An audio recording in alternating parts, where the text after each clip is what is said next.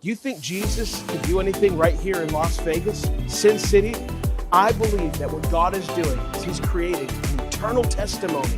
And what we know is when we can come together under a spirit of unity, nothing will be impossible. Hello, Las Vegas. Welcome to another episode of Las Vegas United. I'm your host, Aaron Pino, and I'm so glad that you're joining with us today.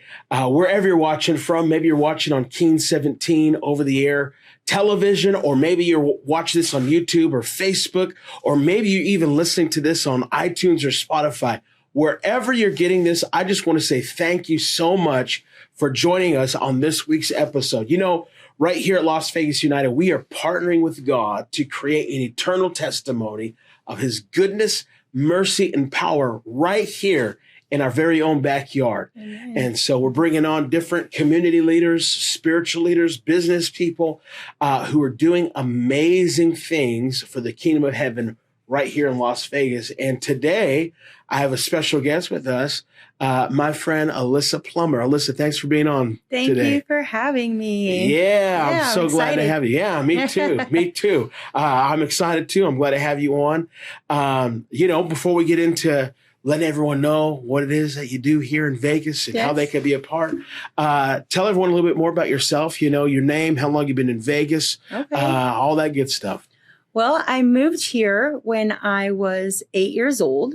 When I was younger, my father died of a drug overdose, and we moved here after that. And I started doing drugs when I was 8 years old here in Las Vegas. I was very corrupted as a young child. Wow. And it was, now I know it's because the enemy is afraid and knows that I'm capable of doing what the Lord wants me to do. Mm-hmm. So he tried so hard to keep me down and keep me away from the light.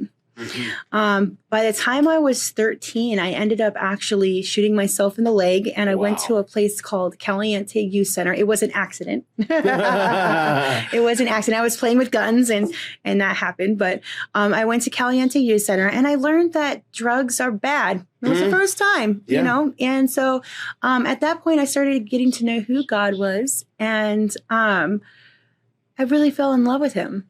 Yeah.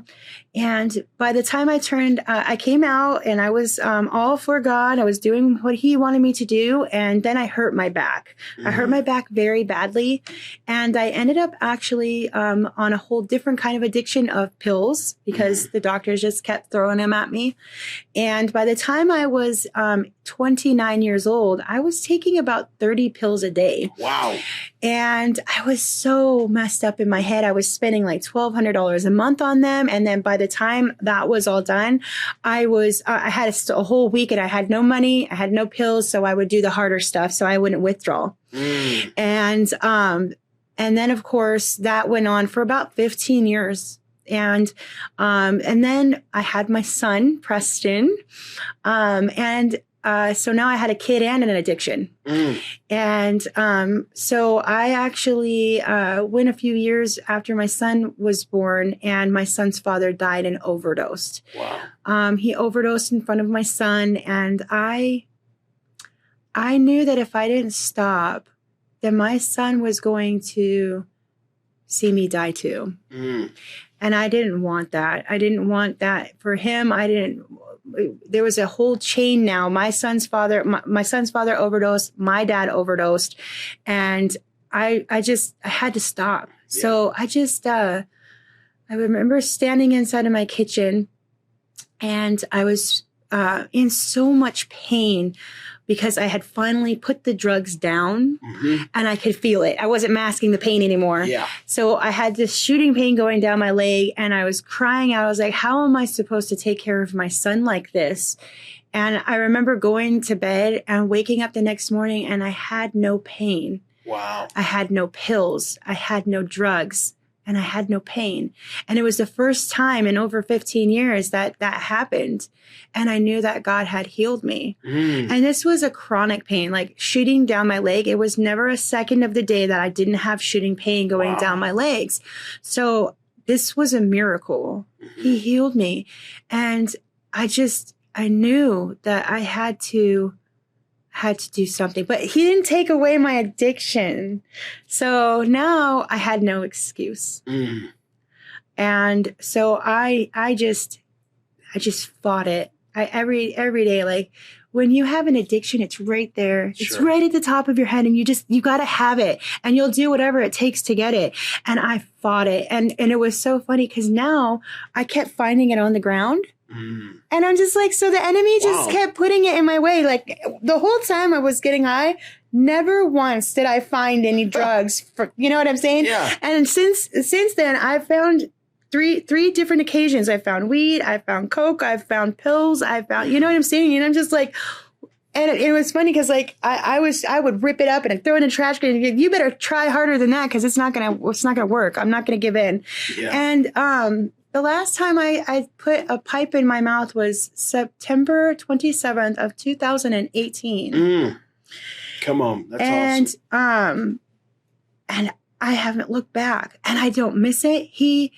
Once I finally showed him that I was willing to do it his way, he's just turned my whole life around. And everything that I have done to this day, since that day that I put it down, has been walking with the Lord, and I can see his handprints everywhere. Wow. And the funny thing is I can see his handprints even when I was getting high. I could see he never left me. The word says, I will never leave you. I will never forsake you. And I can see that now. I can see it all over my life. There were times that I would be dead right now. And I know that because I put myself inside of a position where a man could have hurt me very badly, or I could have overdosed. And I didn't. And now I am here where I am now. Yeah. So. Wow. Yes. I love it. Yes. Isn't God so good? He is. He's so wonderful. I love him. He's amazing. Here you are. You grew up here in Vegas, Yes. you know what I mean? And started drugs at 8 years old. Yes. Wow. Yes. That's crazy. You know, I mean, like 8 years old. I have a son at home who's 9. And, your son's here in the studio. He's 8 right now. He's trying to tell everyone he's 9. A couple more days, Yeah. you know. But man, to think our kids, starting drugs that early, that's I know. crazy. I look at my son and I'm just like, wow, I have to make sure that I'm teaching you now. And one thing I realized that parents who do drugs have kids that do drugs. I first started getting high with my mom when I was 11. Wow. So now my mom's sober. My mom's, doing the right thing. But back then she wasn't. And so I was following along, you know what I'm saying? And along with all the other people that I was surrounded by. Yeah. And I have to say that I am so surprised that I've turned out the way that I have, and that the Lord has. When I was healed, I was so far in my addiction that I was like the homeless people that were yelling at the walls. Like I was being attacked by demons. I was hearing voices. And I have to say that I can't believe that I came from all of that to where I am right now. And I know that was God. And I just don't understand how people don't see that and hear it. Like I don't know how you don't feel his presence and see his fingerprints all over everything. But I guess if you're not paying attention, then it's very easy to miss it. Wow. That is true. Yeah. That's true. And I love to hear just the story of redemption for your life, because nobody is too far gone for God. That's right. That's right. I hear in your story, I think God wasn't looking at you and saying, oh my gosh, right. How dare this girl's over here doing this and that. He saw you as that little 8-year-old girl just needing help, needing a way out. Right. And the fact that he healed you, that he touched you, that it's been since 2018, that everything has rearranged in your life. I think that's just amazing at the power of God moving and working your life. And obviously, like how you said, like he healed me, but the addiction wasn't taken away. That was a process. Yeah, he made me do that. Yeah. He made me do that. You know what I'm saying? Like, but he didn't leave me by myself to do it. He walked with me, and I could hear him. He would tell me, okay, this is the last time that you're going to smoke. Mm-hmm. And I would go and I would buy a pack of cigarettes. I would smoke one, and I would hear him say that, and I would throw it in the trash. And then an hour later, I would pull it out of the trash. Mm. And I was just like, wow, this is so bad. And, then I just started reading scripture, and I kept on reading the same verse. All things are lawful, but all things are not helpful. All things are lawful, but you shall not be mastered by any. Mm. And I was so mastered by those cigarettes. I was so mastered by the addiction. And so every time I just kept repeating that and repeating that. And I'm finally, after a good year of fighting it, I was able to finally just let it go. Mm-hmm. And now I don't look back. And it's funny because I'll wake up and I'm like, the first thing I do in the morning is not put a cigarette in my mouth. Yeah. Because that's exactly what I did for my whole life. I mean, I started smoking cigarettes when I was 8 years old. Mm-hmm. That's a very long addiction. Yeah. You know what I'm saying? Very long addiction. And so now I'm free. Yeah. That's awesome. I am. It's so awesome. Now you're free. And now God has done amazing things in your life. Not only has he saved you, he set you free, but he's allowing you to do some really cool things in our city as well. Yes. He's allowed you to step into some positions here with what you have going on. Tell us a little about that. All right. So right after I got healed, I ended up breaking my ribs. Wow. On my son's toy chest, and my lungs collapsed. So I ended up in ICU. Okay. And they told me don't work for a year. So I literally spent a year in the Word. Wow. And, after that, I was praying to God. I was like, I want a job that will glorify your name, Father. And he kept showing me a woman's face. And so I went to her. She was an administrator at my church. I went to her and I was like, do you have a job for me? Because I keep seeing your face and I'm praying about it. And she goes, I don't have no job for you. And I'm like, I guess I'm wrong. And then a month later, she comes up to me. She goes, I have a job for you. I work at a radio station, and I have a front desk job for you, answering phones and taking money and invoices and stuff like that. And I was like, okay, great. I started off working like 20 hours a week, and I was making like $10 an hour. And for a whole year, and this is all during COVID and all of this other stuff, for a whole year, the manager, the GM at KKVV Christian Talk Radio, he was telling me, you're going to be running this place. I need you to learn how to do it. And I'm just, oh, stop it. No. And then, joking around with him. And he goes, no, really, you're going to be running this place. And I'm like, okay. And about a week and a half before he was going on a vacation, he said, here, you're going to come and learn how to do this. And he showed me how to edit, and he showed me how to produce shows. And so I learned how to do that, and I learned how to build the log, which is what we air. And he went on vacation. When he came back, everybody got sick with COVID. Wow. Then he died. Wow.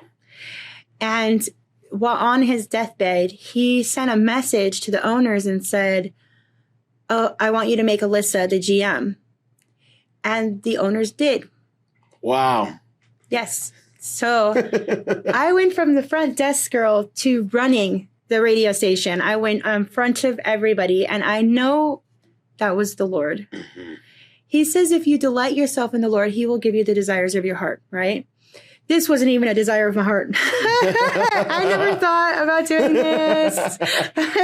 So he blessed me in a way that I know I had to be from him, because other people go to school to do this for 4 years. And I went through 1 week of training and became the manager. You know what I mean? Yeah. Like I before he showed me how to be a producer and how to edit and all that stuff, I learned how to answer the phone. Yeah. You know what I mean? So half of the equipment that was in there, I never even touched before. Wow. I had no idea how to use it. Now, that was last July. So now I am going to be, it's be a year now? Yeah. In a month? Yeah. Like, wow. Yeah. Wow. I mean, that's the goodness of God. Yes. I mean, really. Yes. Because that's something, like you said, you weren't even, delight yourself in the Lord, and he'll give you the desires of your heart. And you said it wasn't even the desire of your heart. Not even a little bit. That's just how God operates. Right. he wants to, I believe, Ephesians talks about he'll do far exceedingly above all that we can ask or think according to the power that works in us. And so he's the kind of God that just wants to blow our mind. Yes. He's the kind of guy that wants to go above and beyond. He went way above and beyond. Yeah. I mean, I think it's so incredibly powerful that your testimony of you coming out of what you came out of, needing a job, all this different stuff. And here you go, literally from the bottom to the top, right, to where here you are, you're managing this radio station that is reaching thousands of people. And it's because God's like, hey, I think Alysa can do this. Yes. And so he's allowed you to be in that position. I think that's great. Yes. Now I have a show called A Time for Testimony, because I think it is so important for us to speak up. We have to start telling everybody what the Lord is doing, because there's so many people out there that need to hear it. And your testimony can bring that person to know Jesus. And so I'm all about testimony. I'm about getting as many people to do it. And it's like pulling teeth. I was like, why is this so hard? This is so hard, and it shouldn't be. And this show, A Time for Testimony, it airs every Sunday at 2:30 on KKVV, 1060 AM radio. And I want to make sure that more people are willing to give their testimony. So just like what you're doing, like you're letting me come here and do this. So I think that, thank you for that. Yeah, absolutely. But I'm also doing so many things with this station. It was so stuck in the 80s, and the 80s was great. I'm an 80s baby. So I love the 80s, but I think it's time to kind of like come forward a little bit. Just a little bit. Yeah. I know beforehand you're like, it was stuck in the 80s. I was like, you at least need to get to late 90s. That's what I mean? right. At least, let's come a little bit further along. Right. But yeah. Right. That's cool. So the Time for Testimonies, that's going well. Yes, actually. So I spend, and a lot of people think I'm crazy, but I didn't just give up cigarettes and alcohol and drugs. I gave up TV. I haven't watched TV, and July will be a year. I don't drink coffee anymore. I'm trying to do things in a way that I have no addiction and nothing at all. And so what I'm doing is I'm spending an hour. I wake up every day, and I've been doing this for a few years. I wake up every day at 5 o'clock in the morning, and I spend an hour with God.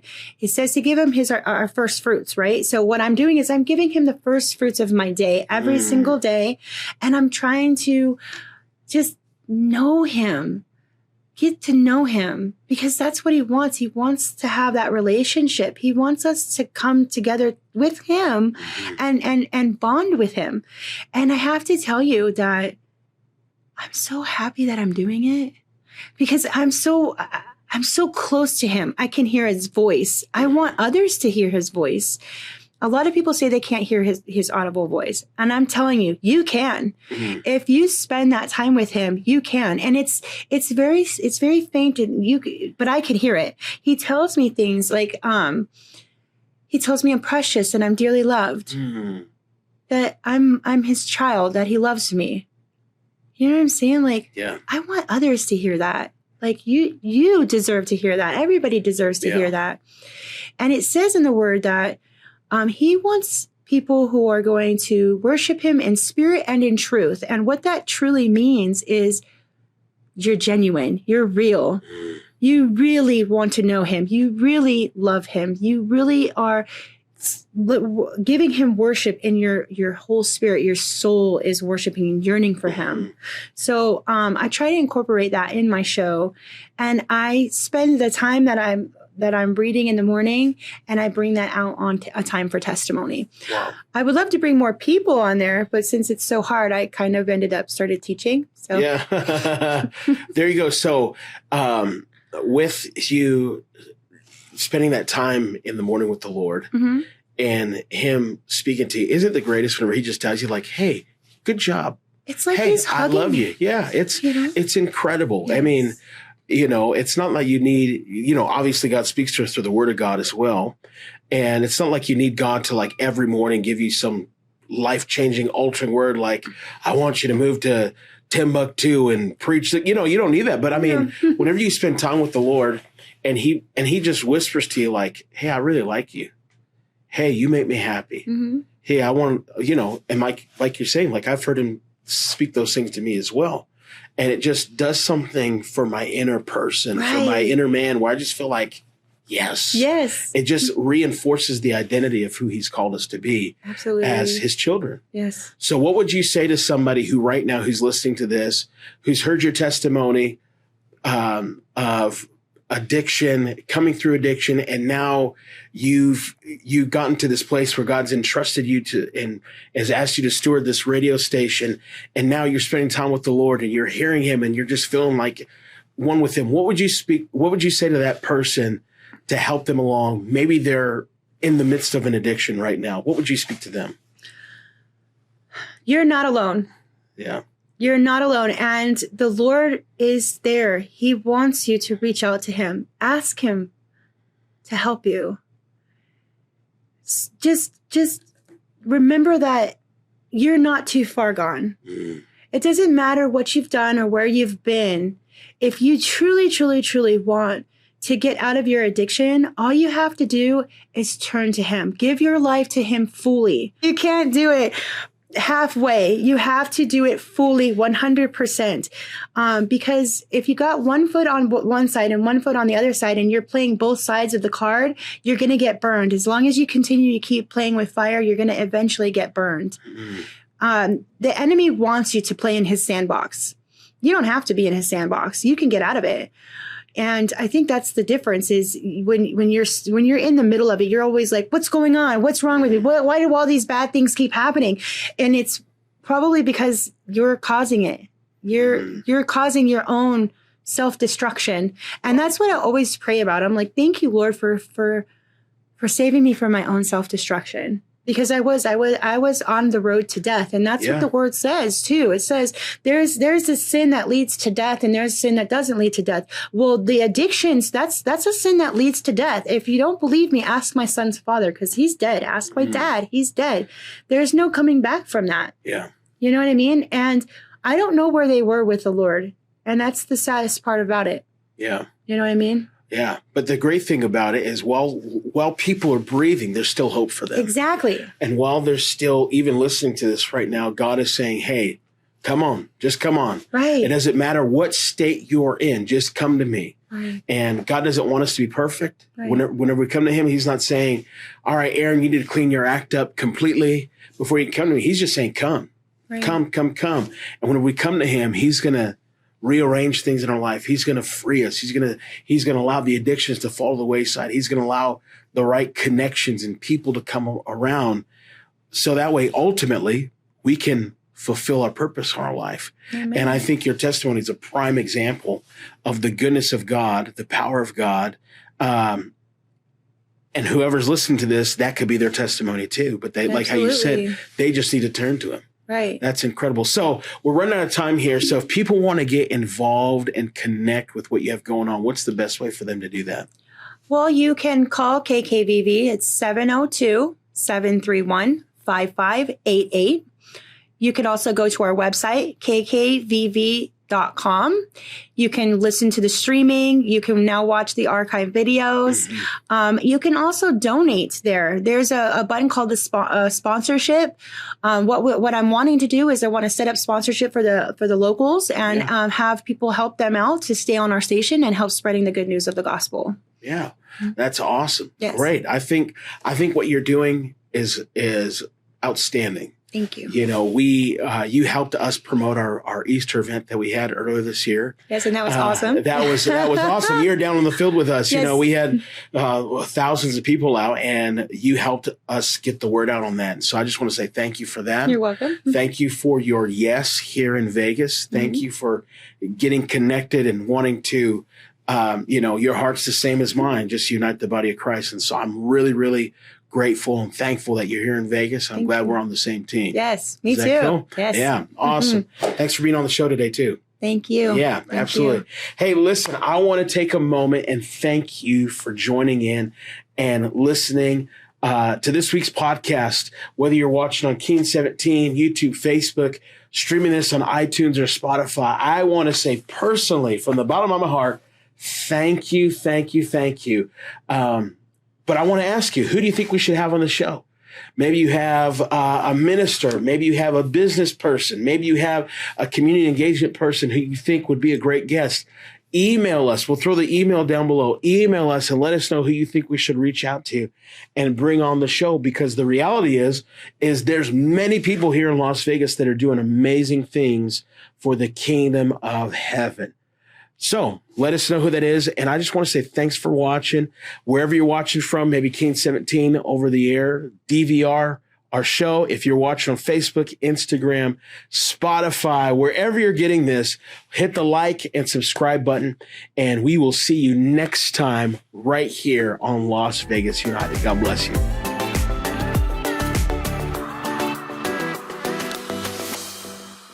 Our show is hosted by Pastor Aaron Pino of Overflow Church. To learn more about him and his ministry, please visit overflowchurch.co.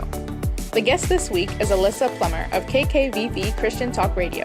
For more information, visit kkvv.com. You can also follow them on Facebook at KKVV. Our show is directed by Javier Moreno. Production assisting by Julie Moreno. Edited by Javier and Jalen Moreno. Las Vegas United is produced by CTN Vegas, the Las Vegas location for the Christian Television Network. For more information about CTN Vegas and our show, please visit ctnvegas.com.